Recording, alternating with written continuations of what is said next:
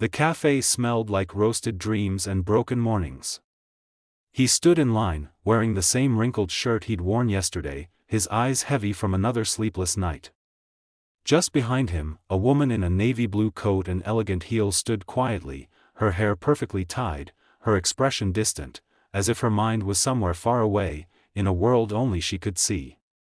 No one knew her, no one cared to. Until the moment her card got declined that he didn't know why he did it. Maybe it was instinct, maybe kindness, or maybe he just knew the feeling of being embarrassed in public too well. Without hesitation, he stepped forward, tapped his old debit card, and paid for her coffee. "Don't worry about it," he said, forcing a smile. She blinked, caught off guard.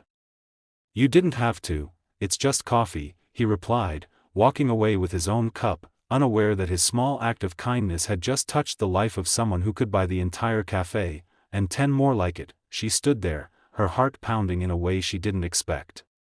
For years, she had built empires, signed deals worth millions, and sat in boardrooms filled with men who underestimated her. But that morning, she had forgotten her wallet in the car, her assistant was out sick, and her card, linked to a new security system, had frozen. For the first time in a long time, she felt human. And this stranger, this man in a worn-out shirt with tired eyes, had treated her with a grace no amount of money could buy. She watched him leave through the glass window, carrying his paper cup like it was a victory. Something about his tired posture and quiet dignity stayed with her long after he was gone. She wanted to thank him, but he disappeared into the crowd. 2 days later, he returned to the same cafe, this time counting coins before ordering a small black coffee. Life hadn't been easy for him. After losing his job 6 months ago, he'd been working night shifts at a loading dock just to keep the rent paid. The coffee was his only luxury, a small comfort that reminded him he was still human. As he waited, a voice came from behind him. "Still black, no sugar?" He turned, surprised. It was her, the same woman. But today she wasn't in heels. She was in jeans and a simple white sweater, her hair tied loosely, her face soft and warm. "You remembered?" he asked awkwardly. "I owe you one," she said, smiling as she handed him a cup.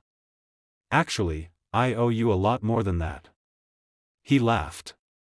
"It was just coffee." She looked at him for a moment, studying the way he said it, not bitterly, not regretfully, but honestly.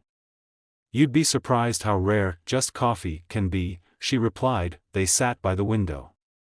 She asked about his life, and he told her the truth, how he'd once been an engineer before his company shut down, how he'd been sending out resumes every week with no luck, how his dream of designing affordable housing for the poor had been crushed by bills and rejection letters. He didn't mean to open up, but something in her eyes made it easy. She listened quietly.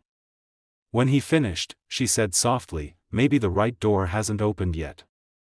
Sometimes, we get lost before we're found." They met again the next day. And the next. What started as coffee turned into long talks, laughter, and late evenings. He never asked what she did, and she never told. For him, she was just a kind stranger who didn't judge. For her, he was a reminder of everything she'd forgotten: humility, sincerity, and the beauty of ordinary struggle. But one morning, everything changed. He walked into the cafe to find cameras flashing outside. The manager whispered excitedly, "The CEO of Lennox Industries is here. The youngest female billionaire in the country."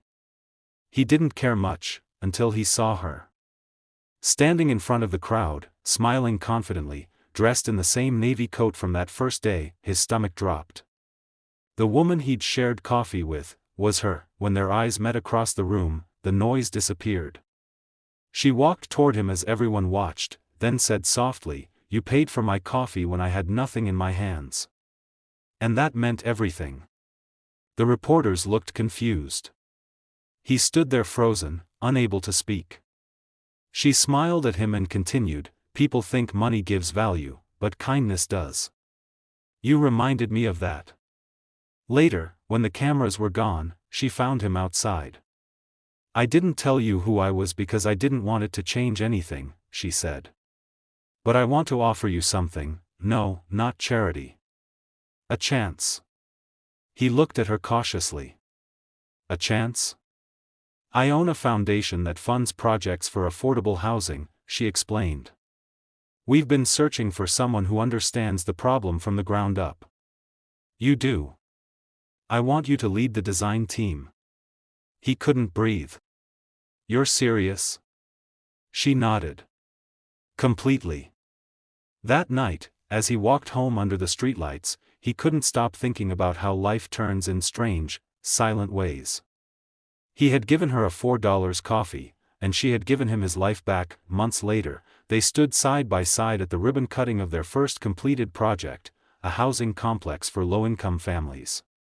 Cameras flashed again, but this time, he stood tall beside her, and when a reporter asked her how it all began, she smiled and said, with a coffee, and a man who believed kindness still mattered.